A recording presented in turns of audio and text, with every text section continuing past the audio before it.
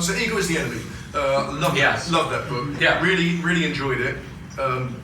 It's not for everyone. I don't have an ego, so it's okay. Of course. Sorry,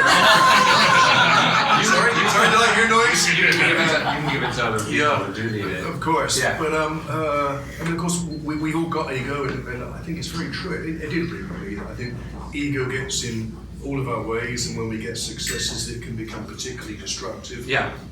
Is that something that happened to you? Well,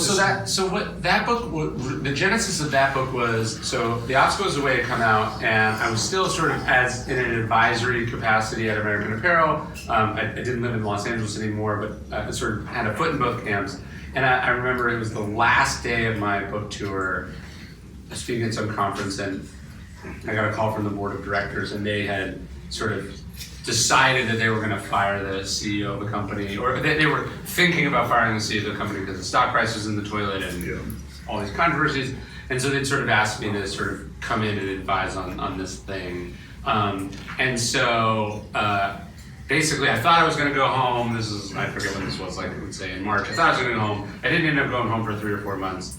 And the book was sort of written about watching the CEO, founder of a company, sort of drive the business into the ground, and then instead of being able to walk away or have the awareness of the mistakes, essentially ends up tearing it apart, basically being like, if I can't have it, no one can have it. You know, like 12,000 people lost their jobs, the company went bankrupt twice, like basically the company does not exist anymore. And at one point he was down to like, you know, his like last few dollars, like living on a friend's couch. And so I was interested in writing about humility and sort of like how social media and our sort of culture, you know, sort of influences humility. That was like the original intention of the book, and sort of getting a glimpse at like what, like where all of the traits that serve someone well on the way up end up being precisely what destroys the thing that they spent all that time building, ended up being what that book came about. And you know, I sort of try to root the books in philosophy, but I think the sort of conclusion I came to as I studied and read about it is like there's no school or religion that sort of lionizes ego. It's like the opposite. Basically every school wisdom tradition is like beware of ego, beware of arrogance. You know, like, you know, pride goeth before the fall. And so the book is just sort of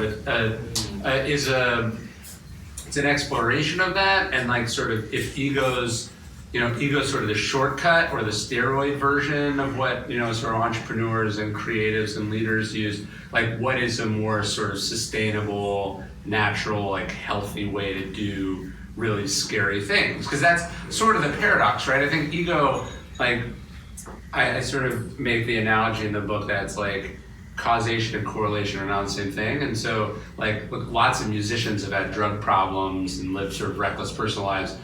In the short term, it fuels the art, but it ultimately destroys the art. And so what would be a better way to do it? And sort of replacing ego ultimately with confidence is kind of the message of the book. Confidence and self-awareness, I guess, would be the message of the book. Got it.